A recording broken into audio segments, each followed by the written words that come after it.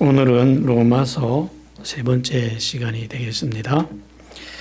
우리는 지난주 구원받은 사람이 어떻게 죄성을 극복하느냐는 문제를 우리가 로마서를 통해서 들었습니다.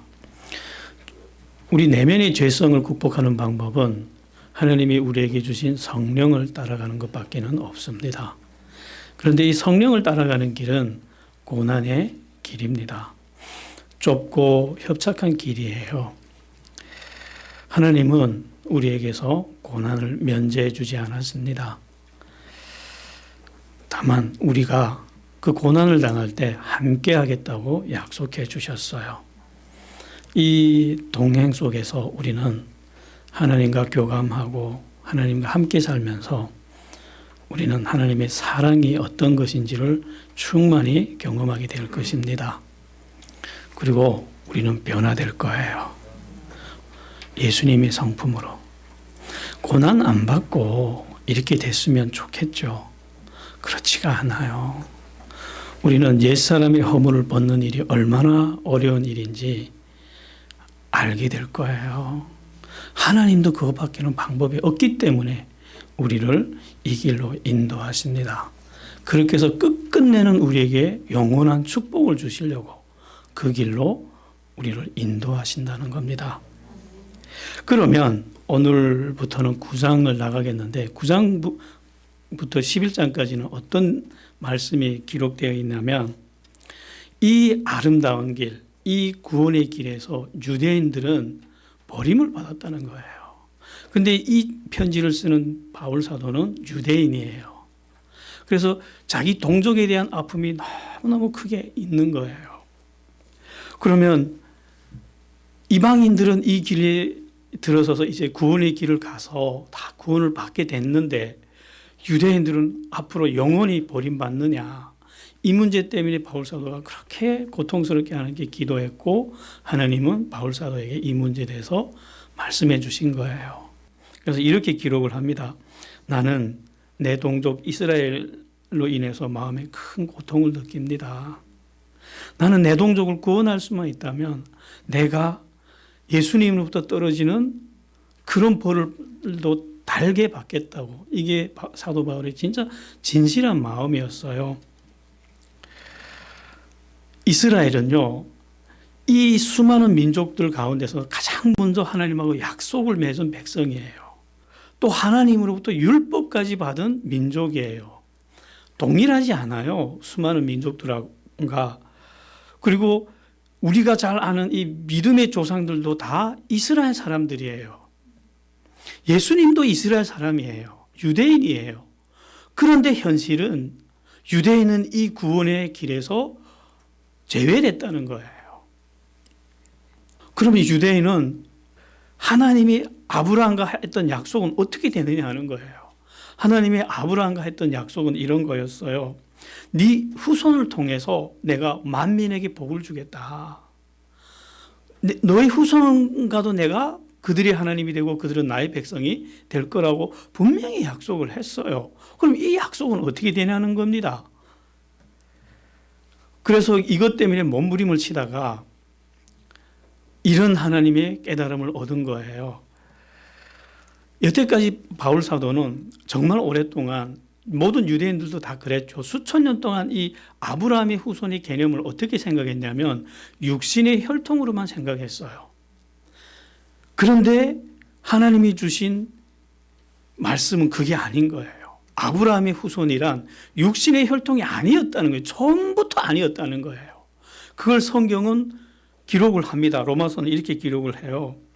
아브라함에게서 태어났다 해서 다 약속의 자녀가 되는 것이 아닙니다. 어떻게 하느냐? 아브라함에게는 두 아들이 있었어요. 이스마엘과 이삭이 있었지만 하나님은 이스마엘을 약속의 자녀로 받아주지 않았어요. 이스마엘도 분명히 아브라함의 혈통이었거든요. 그리고 이삭도 두 아들을 낳았어요. 야곱과 에서를 낳았는데 이 두 아들은 어머니의 배 안에서부터 이미 갈라져 버렸다는 거예요. 두 아들이 태어나서 무슨 선한 일이나 악한 일을 하기도 전에 이미 하나님은 야곱을 택하였고 에서는 택하지 않았다는 거예요. 우리가 지금 창세기를 배우면서 이건 우리가 다 보고 있잖아요. 우리는 창세기를 배우면서 금방 알고 있는 이 내용인데 유대인들은 지금도 이걸 깨닫지 못해요. 바울 사도는 2000년 전에 그때야 깨달은 거예요. 아브라함부터 이 바울 사도까지 이미 1500년의 세월이 흘렀음에도 불구하고 이거를 유대인들은 그때까지도 깨닫지 못했는데 하나님이 말씀해 주시니까 그때 깨달은 거예요. 그럼 우리는 어떻게 이렇게 쉽게 깨달았을까요?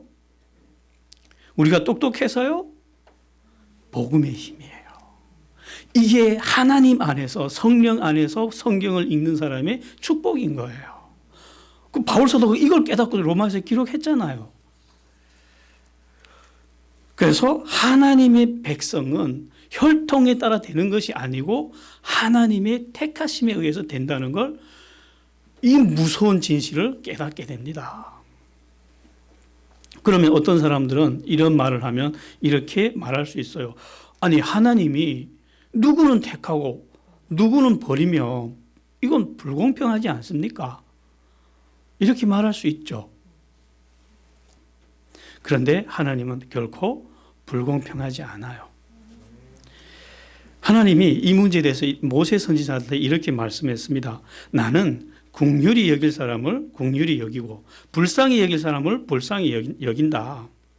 그래서 하나님의 백성은 하나님의 온전히 하나님의 선택으로만 된다는 것을 알게 하려고 모세를 불러서는 하나님의 은혜의 도구로 사용을 했지만 바로는 하나님의 심판의 도구로 사용했다는 거예요. 그러면 사람들은 이렇게 말을 합니다. 우리는 곧바로 어떻게 생각을 하냐면 그렇다면 하나님이 어떻게 바로를 심판할 수 있습니까? 바로를 그렇게 만든 건 하나님이지 않습니까? 말되죠. 우리 이런 그러니까 새신자 교육을 하면 이렇게 질문하는 청년들이 제가 많이 봤어요.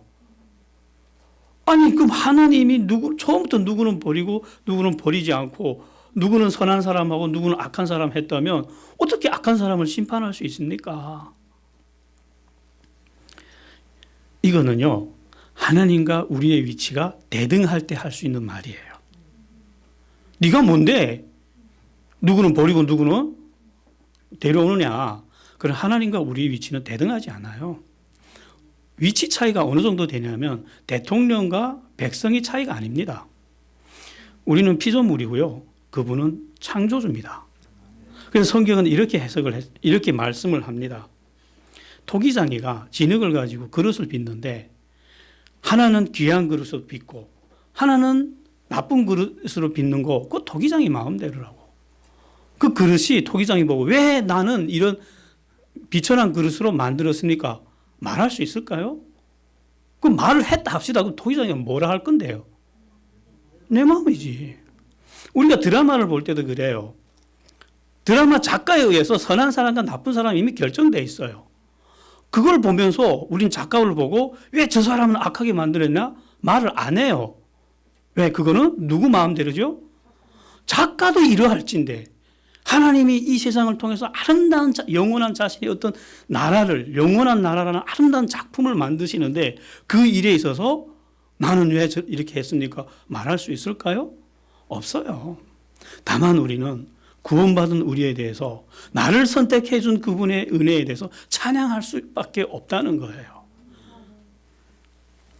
이런 하나님의 절대적인 주권에 의해서 유대인은 버림받았고 이방인은 선택받았어요.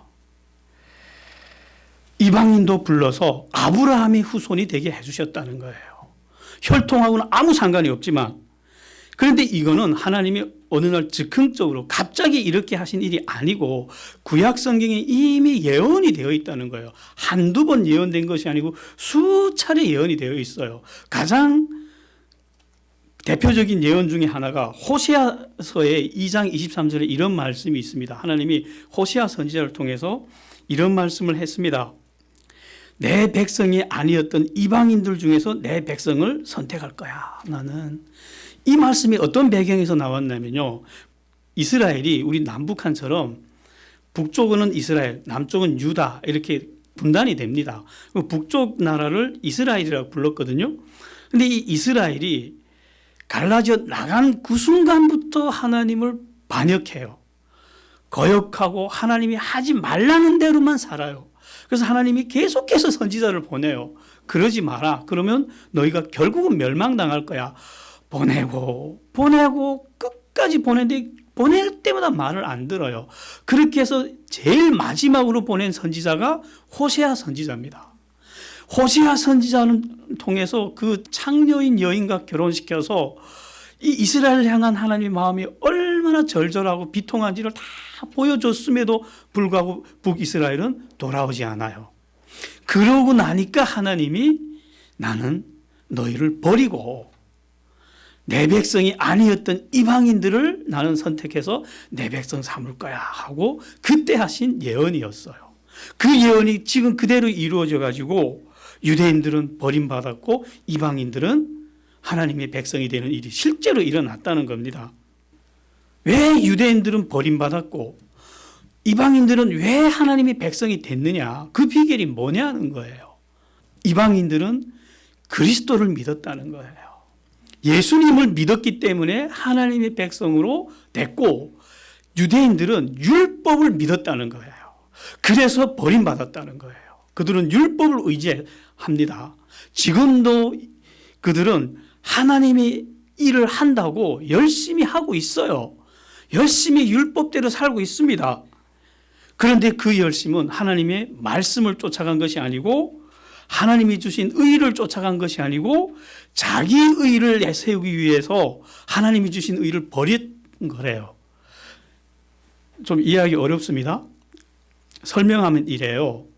유대인들은 자기 의를 붙잡았대요. 여기서 자기 의, 하나님의 의 이런 말씀이 나오는데 그냥 쉬워요. 개념이. 하나님의 의라는 건 뭐냐면 예수님이에요. 네 노력으로 구원받는 것이 아니고 하나님이 만들어주신 길을 통해서 너희는 나와라. 그럼 내가 너희를 용서해 줄게. 천국으로 데려가 줄게 하고 만들어주신 길이 예수 그리스도고 이것이 하나님의 의예요. 그런데 이방인들은 이것을 붙잡았는데 유대인들은 이것을 버렸다는 거예요. 왜 버렸냐? 자기들이 스스로 만든 길이 있다는 거예요. 그게 뭐냐? 율법을 자기들이 힘으로 행해서 자기들이 노력으로 하나님께 가겠다는 길이라는 거예요. 이 길은 태초부터 나타났던 길이에요. 누가 이 길을 제일 먼저 시도했죠? 가인. 자기 노력으로 하나님께 나가려고 했지만 그때부터 이미 하나님은 이 길을 인정하지 않았어요. 가인은 이 길을 통해서 구원받지 못했습니다. 그 길을 지금 유대인들이 따라가고 있다는 거예요. 자기 노력의 길. 그래서 그들은 버림을 받았다는 거예요. 오늘 우리에게는 없을까요? 이건 인간 내면에 심겨진 본성 같은 힘이에요. 자기 능력으로, 자기 노력으로 하나님께 가고자 하는 이 마음. 이거 오늘날 우리에게는 어떤 방식으로 자리 잡고 있냐면요. 인본주의 신학, 인본주의 신앙. 저도 한때는 이런 신앙에 깊이 빠졌었어요. 내 힘으로 경건해지려고 했고 내 힘으로 거룩해지려고 몸부림을 쳤어요. 그랬는데 그 길에는 은혜가 없었어요. 구원도 없었어요. 내가 하나님의 백성이라는 자부심도 없었고요. 절망과 좌절밖에 없었어요. 인본주의는 반드시 어디로 가냐면요. 형식주의로 갑니다. 형식주의는 교만을 낳아요. 부패와 타락을 낳아요. 우리는 그 길로 가지 맙시다. 모세는 이 율법에 대해서 이렇게 설명을 했어요. 이 율법을 가져다 주면서 율법을 행하는 사람은 그것으로 살 것이다 이랬어요. 무슨 말씀이냐면 이거 행해서 살라는 말씀이 아니에요. 다 해봐라는 거예요. 여기에 기록된 모든 율법을 한 점 오차도 없이 다 해봐. 그러면 너 살 거야 이 말씀이에요. 그러나 하나님의 의는 우리에게 이렇게 말씀합니다. 하나님이 주신 길은 그걸 찾겠다고 하늘로 올라갈 필요도 없고 지하를 헤매고 찾을 필요도 없고 우리하고 얼마나 가깝냐면 우리 마음에 이미 들어와 있대요. 그걸 우리 입술로 고백만 하면 된대요. 너무 쉽지 않나요? 이 믿음을 통해서 얻는 의는 믿음을 통해서 얻는 구원은 유대인이든 이방인이든 차별하지 않는데요. 누구든지 다 이 길을 통해서 나갈 수 있습니다. 그러면 유대인의 입장에서는 이게 얼마나 황당한 말이냐면요. 아니 그렇게 일생을 다해서 죽을 힘을 다 노력을 해도 구원을 얻는 일이 될지 말지인데 뭐 그렇게 쉬워? 믿을 수가 없는 거예요. 너무 쉬워서 믿을 수가 없는 거예요. 그래서 이렇게 자기 노력으로 구원받아야 된다고 생각하는 사람들의 입장에서는 용납이 안 됩니다. 상상이 안 돼요, 이거. 그래서 이미 이사야 선지자가 예수님이 오기 전 이 복음이 선포되기 700년 전에 이 놀라운 복음의 은혜를 먼저 보고 이렇게 예언을 했어요. 이사야서 55장 1절에는 이렇게 말씀을 합니다. 이런 시대가 온다는 거예요. 너희 목마른 자들아 물로 나아오라. 돈 없는 자도 오라. 너희는 와서 사 먹되 돈 없이 값 없이 와서 포도주와 젖을 사라. 아무 노력도 안 하는 사람에게 풍성히 주는 시대가 온다는 거예요. 이사야 선지자는 이미 이런 시대를 예언을 했어요. 쉽죠? 쉬운 게 아니라 은혜가 큰 거예요. 그 은혜가 너무너무 커서 우리에게 너무 쉬워진 거예요, 이게. 우리 능력으로는, 우리 노력으로는 도저히 불가능하니까 하나님이 자기 아들을 대신 십자가에 달아 죽이시고 대신 우리를 살려주신 거예요. 믿기만 해라. 이 쉬운 길, 누구나 갈 수 있는 이 길도 듣지 않고는 믿을 수가 없대요. 전하지 않고는 믿을 수가 없대요. 그래서 하나님이 이 복음을 땅 끝까지 전파되게 하셨대요. 그러나 유대인은 버림받았대요. 땅 끝까지 찾아가서라도 이 땅 끝에 있는 이방인들까지 다 구원하는데 유대인은 어떻게 됐다고요? 버림받았다는 거예요. 정말 끔찍한 비극 아닙니까? 사도 바울의 입장에서는 정말 비참한 거 아닙니까? 그래서 어떻게 이걸 알면서도 지금 예루살렘 내려가는 거예요. 어떻게 하나 해보겠다고. 이거 알면서도 지금 예루살렘 내려가는 길에 쓴 편지가 로마서예요. 하나님은 이렇게 될 것을 처음부터 예고하셨어요. 신명기 32장 21절에 이미 이렇게 된다는 걸 예고를 하셨어요. 신명기 때는 이미 모세 선지자를 통해서 이 율법을 주시고 해석한 다음에요. 해석할 때 뭐라고 해석했냐면 그들이 하나님이 아닌 것으로 내 질투를 일으키며 허무한 것으로 내 진노를 일으켰으니 나도 백성이 아닌 자로 그들에게 시기가 나게 하며 어리석은 민족으로 그들이 분노를 일으키리로다. 처음부터 이렇게 될 걸 하나님은 알고 계셨다는 거예요. 그래서 이사야 선지자를 통해서 똑같은 말씀을 합니다. 나는 나를 찾지 않던 사람을 만날 것이며 나를 찾지 않던 사람들에게 나를 알릴 것이다. 호세아 선지자를 통해서는 북이스라엘 사람들에게 예언을 했다면 이사야 선지자를 통해서는 남유다 사람들에게 똑같이 예언을 하신 거예요. 너희가 나를 안 따라오냐? 그럼 나는 너희를 버리고 나를 찾지도 않던 사람들을 가서 내 백성 삼아줄 거야. 이렇게 말씀한 거예요. 그게 누구죠? 우리잖아요. 그러면 11장 넘어갈게요. 그러면 하나님은 이스라엘 사람들을 완전히 버렸을까요? 이 구원의 길에서 이스라엘은 영원히 버림받았을까요? 그렇지 않아요. 사도 바울이 나부터도 유대인이라고, 예수님도 유대인이라고, 그리고 우리 믿음의 조상들도 다 유대인이라고. 엘리야가 하나님한테 나와서 이제 다 바알에게 무릎 꿇었습니다 하니까 하나님이 아니 아직 무릎 꿇지 않은 자가 7,000명이나 있어. 너 혼자만 있는 거 아니야. 한 것처럼 아직 있다는 거예요. 택함 받은 소수의 사람들은 구원해 주셨대요. 그러면 그 택함 받은 소수의 사람들 제외하고 나머지 대부분의 이스라엘 사람들은 영원히 제외되느냐 하는 거예요. 이건 비극이잖아요. 그러면 만약 이렇게 된다면 하나님이 아브라함을 선택하고 그들을 통해서 아브라함, 야곱, 이삭을 통해서 한 민족을 만드시고 그들을 통해서 계획하셨던 모든 뜻이 실패하는 거잖아요. 그들을 통해서 인류를 구원하려고 계획하셨던 하나님의 이 계획과 뜻은 어떻게 되나요? 사실 실패하는 겁니다. 그러면 그런 일은 일어나지 않는다는 거예요.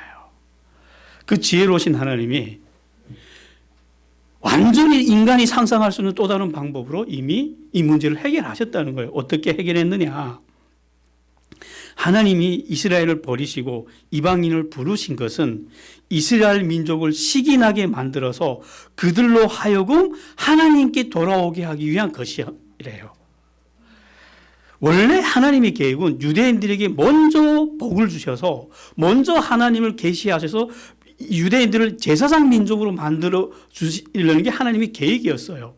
그래서 유대인들을 통해서 이방인들이 야, 유대인들이 믿는 하나님이 진짜 하나님이구나 하고 다 하나님께 돌아오게 하려고 계획을 하셨는데 이 유대인들이 너무너무 안 받아들이고 너무 안 믿으니까 유대인을 버리고 이제는 이방인들을 다시 선택해서 이방인들을 땅끝까지 가서 다 구원한 다음에 이거를 유대인들이 보고 저거 원래 우리 건데 원래 저거 우리 민족이 받아야 할 축복인데 그걸 깨닫고 분노하고 시기 나게 해서 돌아오게 하려는 것이 하나님이 유대인을 향한 구원의 섭리라는 거예요.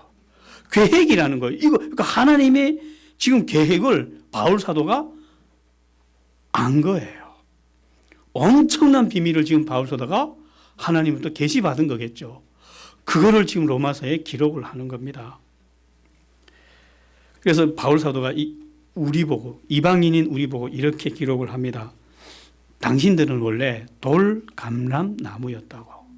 그런데 하나님이 그 지혜와 측량할 수 없는 지식에 의해서 원래 이 참 감람나무의 가지였던 이스라엘은 버림받았고 잘라버렸고 당신들을 여기에 접붙임을 받았다고.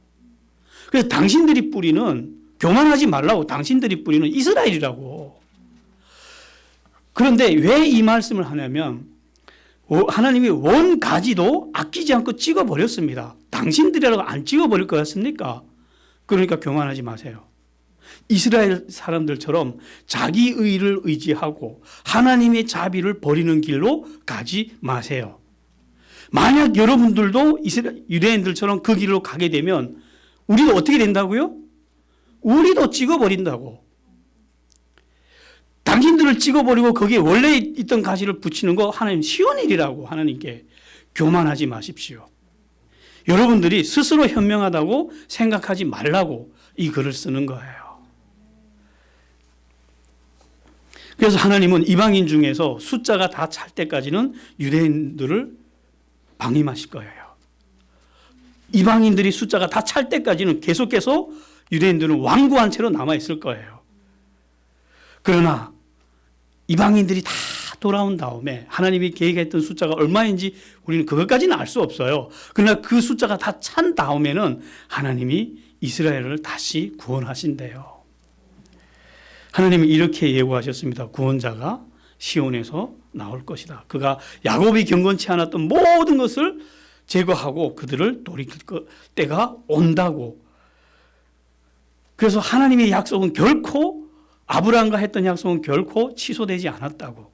하나님의 뜻은 땅에 떨어지지 않는다고. 그러면서 하나님의 이 구원의 섭리를 찬송합니다.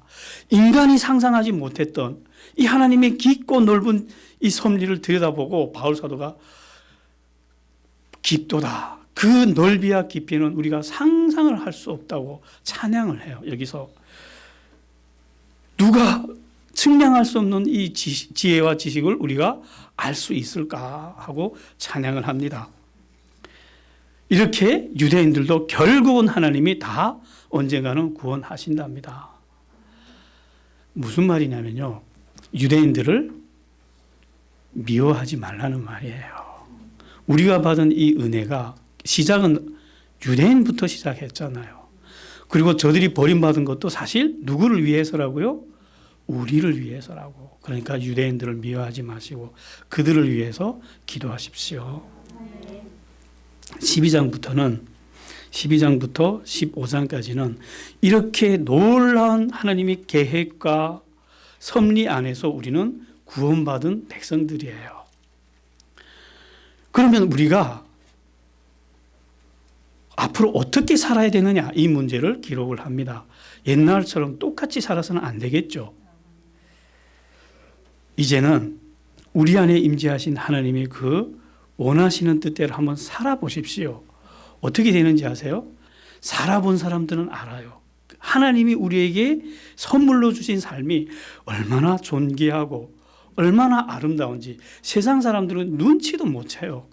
그 삶이 얼마나 존귀하다는. 그래서 그 방법에 대해서 이렇게 하나씩 기록을 합니다. 여기서부터 우리가 정말 진지하게 듣고 이대로 살아야 돼요.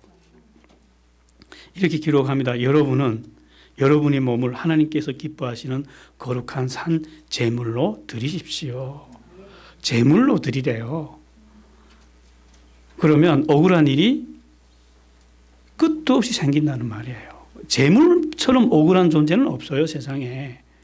근데 그렇게 살래요.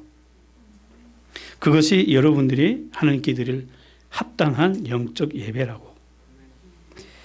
그리고 이 세대의 풍조를 본받지 마십시오. 마음을 새롭게 해서 이제는 마음을 고쳐먹고 변화를 받아서 하나님의 선하시고 기쁜 뜻이 무엇인지 분별을 하십시오. 그리고 믿음의 분량에 따라서 각자의 분수에 맞게 생활하고 행동을 하십시오. 무슨 말이냐? 교회 안에서 하나님이 주신 은사에 따라서 각 지체마다 자기 분량에 따라서 행동을 하라는 거예요. 예언의 은사를 받은 사람은 믿음의 분량을 따라서 예언을 하고, 섬기는 은사를 받은 사람은 섬기는 일로, 가르치는 은사를 받은 사람은 가르치는 일로 힘써 봉사를 하십시오. 권면하는 은사를 받은 사람은 권면하고, 나누어 주는 은사를 받은 사람은 사심 없이 나누어 주십시오. 또 자선을 베푸는 은사를 받은 사람은 기쁜 마음으로 자선을 베푸십시오. 다 자기 위치에서 자기 분량에 따라서 질서 있게 행동을 하라는 거죠. 악한 일을 미워하고 선한 일을 굳게 잡으십시오. 서로 사이좋게 지내고 먼저 존경하십시오. 어려움이 와도 소망을 잃지 말고 기뻐하며 환난 중에도 참고 계속해서 기도하십시오. 그리고 박해하는 사람들을 위해서 축복하십시오.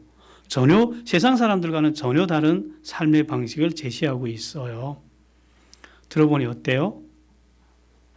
쉽지 않겠죠?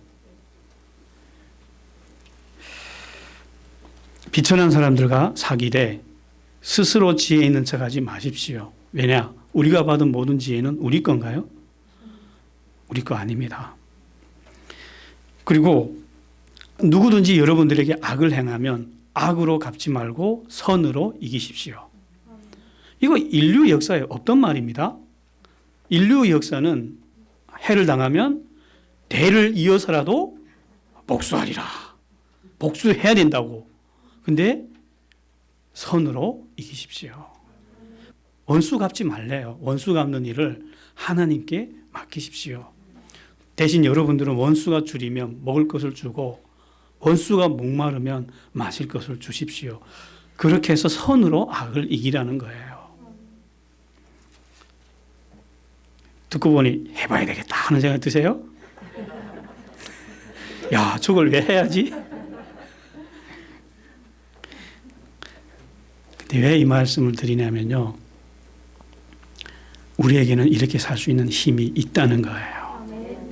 북한에서는요. 우리가 하나님 몰랐을 때 이렇게 살면 어떻게 되죠? 우리 여기 오지 못합니다. 벌써 다 죽었어요. 하나님이 없는 사람이 이렇게 살 가능성이 없어요. 그래서 우리는 북한에 살 때 도둑질 해야 됐고 거짓말 해야 됐고 법을 어겨야만 살 수 있었어요. 악하게 해야만 살 수 있었어요. 왜? 악한 영의 종이었기 때문에. 악한 세계의 질서 안에서 그 질서에 따라 살아야만 했었어요. 그러나 이제는 그런 운명이 우리에게서 끊어졌다는 거예요. 이제 우리는 이렇게 살아도 돼요. 나는 이것이 너무 기뻤어요. 그때 복음을 만날 때 나는 이제 더 이상 도둑질 안 하고 거짓말 안 해도 내가 굶지 않고 살 수 있다는 그것이 얼마나 눈물나게 기뻤는지 몰라요. 나는 배고파서 훔치면서도 너무 괴로웠거든요. 이렇게 해서 살아야 되냐고. 근데 그때는 그렇게 해야만 살 수 있었지만 이제는 누가 나를 해코지해도 그를 위해서 축복하고, 저 사람은 내 돈 100만 원 뺏어갔지만 나는 저 사람을 위해서 100만 원 후원할 수 있다는 거예요. 저 사람은 뒤에서 나를 흉을 받지만 나는 그 사람을 위해서 뭔가 덕이 되는 일을 할 수 있다는 거예요. 또 그렇게 살아야 되고, 그렇게 살 때 그럼 우리는 어떻게 될까요? 어떻게 될 것 같습니까? 그럼 우리는 맨날 쪼그라들고 저 사람은 맨날 부자 되고 기름지고 이렇게 될 것 같아요? 아니요. 우리는 존엄 있고 풍요롭고 평안한 하나님의 자녀의 삶을, 하나님의 아들들의 삶을 여기서 살 수 있다고 합니다. 살아야 되겠죠. 도전을 하십시오. 이런 일에 한번 정말 도전을 해보십시오. 그러면 세상 사람들이 부자요, 권력가요, 초라하게 보입니다. 막 얼마나 배부른지, 얼마나 평안한지. 13장 넘어갈게요. 권세에 복종하십시오. 이때의 권세는 요즘처럼 우리가 민주적으로 투표해서 뽑은 권세가 아닙니다. 당시의 권세자들은 대놓은 깡패들입니다. 얼마나 악했는지 몰라요. 고대식의 왕들이 얼마나 악했는지 우리 알잖아요. 그러나 복종하래요. 왜? 그 권세자를 세우신 분도 하나님이라는 거예요. 그래서 그 권세자들이 마음에 안 든다고 해서 거역하는 건 하나님을 거역하는 것이래요. 그 통치자들에게 이 세상을 다스릴 수 있는 권한을 하나님이 주었기 때문에 우리는 그들에게 복종해야 됩니다. 그리고 그들이 요구하는 납세의 의무를 충실히 이행하십시오. 세금을 내십시오. 그리고 사랑빚 외에는 누구에게도 빚을 지지 마십시오. 사랑을 하라는 말이죠. 이 사랑이 왜 우리에게 서로 사랑하라고 그러냐면요. 사랑하는 사람이 율법을 완성했대요. 그 유대인들이 온 일생을 다해도 완벽히 행하지 못하는 율법을 우리가 사랑만 한다면 그것이 율법의 완성이래요. 왜 그러냐? 율법을 주신 궁극의 이유가 서로 사랑하라고 주신 법이에요. 도둑질하지 말아라, 거짓말하지 말아라. 이게 다 이웃을 사랑하라는 말씀이거든요. 그래서 사랑을 한다면 우리는 율법에 대해서 완벽히 졸업한 사람들과 같다고 합니다. 그리고 깨어 있으십시오. 지금은 깨어 있을 때입니다. 세상이 너무너무 악하기 때문입니다. 그래서 우리 옛날에 했던 술에 취하고 음란하고 방탕하고 게을렀던 삶은 떠나고 이렇게 하나님이 우리에게 요구하신 이 삶 그대로 살아서 그리스도로 옷을 입으라고 합니다. 요한계시록에 보면요. 이 옷을 입지 않은 사람들은 어떻게 된다고 했죠? 하나님의 잔치 자리에서 버림을 받게 될 거라고 분명히 그렇게 예고를 합니다. 성경은. 14장 넘어갈게요. 14장은요. 읽어보면 좀 어려운 것 같지만 사실은 쉬운 문제입니다. 우리가 고린도전서 8장에서 우상의 제물을 먹어야 되느냐 먹지 말아야 되느냐 한 문제를 가지고 다뤄봤죠. 똑같은 문제예요. 그 현상만 좀 다를 뿐이지 당시 그 로마 교회 안에는 유대인들도 있었잖아요. 그리고 이방인들도 같이 섞여 있다 보니까 어떤 문제가 제기됐냐면 유대인들은 먹어야 될 음식과 먹지 말아야 될 음식이 철저히 구별이 돼 있어요. 돼지고기는 못 먹는다, 소고기는 먹는다 이렇게 되는데 또 이방인들 입장에서 그걸 지켜야 될 이유가 없거든요. 아니 우리가 예수 믿지 율법을 믿느냐 이래서 막 먹기도 하는 것 때문에 서로 정죄하고 비판하고 이런 일들이 일어나니까 그 문제에서 다루는 거예요. 또 유대인들은 유대 절기들을 꼬박꼬박 지켜야 된다고. 근데 어떤 사람들은 이방인들은 왜 우리가 유대 절기를 지켜야 되느냐 하고 또 안 지킵니다. 이런 문제 때문에 혼란이 일어나는 것에 대해서 해석을 해줍니다. 이렇게 해석을 해줘요. 믿음이 연약한 사람들을 용납하고 그들을 비판하지 마십시오. 그러니까 어떤 사람들은 무엇을 먹어야 된다, 먹지 말아야 된다 하고 어떤 사람은 채소만 먹어야 된다고 주장하는데 그러면 그대로 냅두라는 거예요. 그 사람이 믿음이 고기까지라고 해서 그 사람을 비판하지 말래요. 그리고 또 어떤 사람들은 이날을 더 중요하게 여기고 이날은 또 어떤 절기날은 중요하고 중요하지 이런 막 절기를 따지는데 그것도 정죄하지 말래요. 그냥 그 사람은 그렇게 살게 냅두래요. 그 믿음이 아직 어리기 때문에. 그래서 믿음이 있다고 해서 믿음이 연약한 사람들을 비판하지 말래요. 그래서 그런 문제로 우리가 남을 판단하지 마십시오. 그러니까 본질적인 문제 내놓고는 예수님이 하나님의 아들이냐 아니냐 이런 문제는 목숨 걸고 싸워야 되겠죠. 그러나 뭐 돼지고기 먹어야 되니 말아야 되니 이런 문제면 그래 넌 먹지 말아야 된다 생각하니 그럼 먹지 마. 그래 냅두라는 거예요. 이런 문제 가지고 서로 비판하지 말라는 거예요. 여러분 모든 음식은 깨끗합니다. 제 말이 아니고 여기 그렇게 기록이 돼 있어요. 모든 음식은 다 깨끗합니다. 그래서 여러분들이 먹든지 마시든지 하나님 그거 상관하지 않아요. 돼지고기 먹는 데서 하나님이 여러분들 나쁘게 보거나 그러지 않아요. 하나님의 나라는 먹는 것이 아닙니다. 무엇을 먹고 무엇을 안 먹고 이거 가지고 하나님 나라를 사는 게 아니고 하나님의 나라는 이것이래요. 성령 안에서 기쁨과 평안과 하나님의 의로움으로 이렇게 옷 입고 사는 그게 하나님의 나라래요. 돼지고기 안 먹는 데서 하나님 나라에 사는 게 아니라는 거죠. 술 안 먹는 데서 저 사람은 하나님 나라에 사는 게 아니라는 거죠. 그러니까 이런 문제 가지고 서로 싸우지 말고 그냥 각자 믿음의 분량대로 행동하래요. 그러니까 당신은 돼지고기 먹지 말아야 된다고 믿습니까? 뭐 그 사람 앞에서는 돼지고기 먹지 말라는 거예요. 그러면 내가 그 사람 앞에서 또 나는 먹어도 돼 하고 먹어서 이 사람이 시험 들게 하는 일은 하지 말라는 거예요. 왜냐? 예수님도 태어나면서 할례가 의미 없다는 걸 알면서도 할례를 하셨대요. 왜? 그렇게 해서 할례 받은 자들을 품었다는 거예요. 동시에 이방인들도 품었다는 거예요. 근데 당신이 뭔데 그 돼지고기 먹지 않는 사람을 그렇게 정죄할 수 있느냐. 그냥 품어주래요. 이런 문제는 간단하죠. 그렇게 하고 이 바울 사도가 이때가 있었던 이렇게 많은 말씀을 권면했던 이유를 기록을 하는데 내가 사도라고.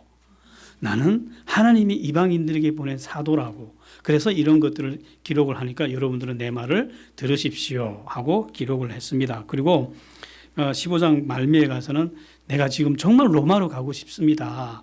그런데 지금 로마로 가지 못하는 이유가 제가 우리 서론에서 말씀드렸죠.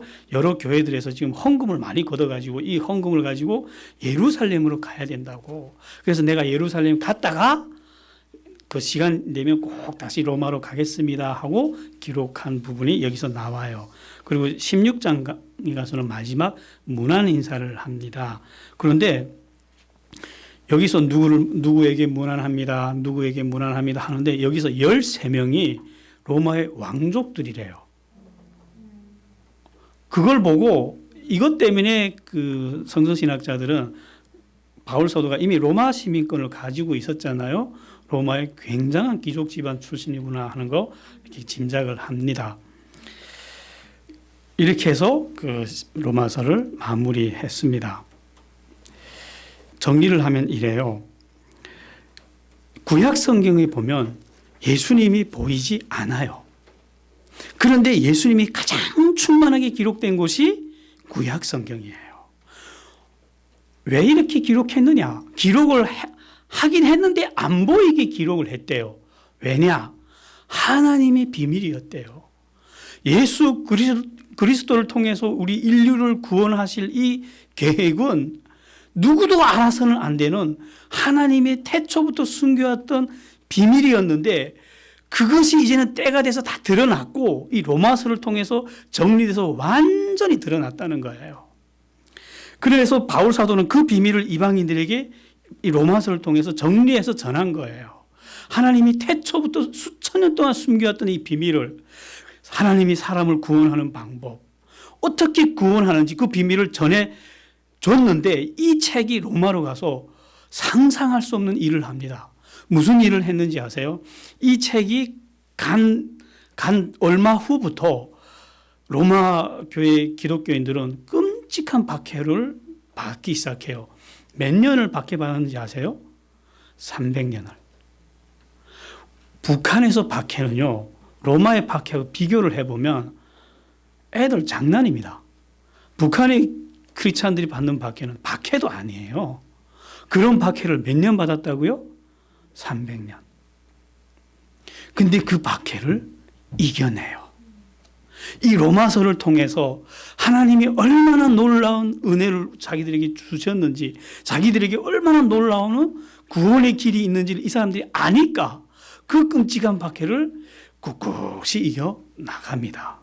로마서 안에 이 힘을 담아서 로마 교회에 편지로 보낸 사람이 바로 사도 바울이었어요. 이렇게 해서 로마서를 마무리하겠습니다. 로마서 정말 아름다운 책이죠. 네, 기도할게요. 하나님, 우리를 향한 구원이 어느 날 하루아침에 이루어진 것도 아니고 우리의 결단에 의해서 이루어진 것도 아니고 태초부터 세밀하게 계획하시고 진행되어 오신 하나님의 놀라운 구원의 섭리였음을 우리가 보았습니다. 하나님, 우리가 이제 아무것도 두려워하지 않게 하여 주시옵소서. 이 놀라운 하나님의 손 안에 있는 우리가 무엇이 우리를 하나님이 사랑해서 어떤 것도 끊을 수 없다는 것을 우리가 알게 하여 주십시오. 우리가 평안히 이 길을 가게 하여 주시옵소서. 예수님 이름으로 기도했습니다.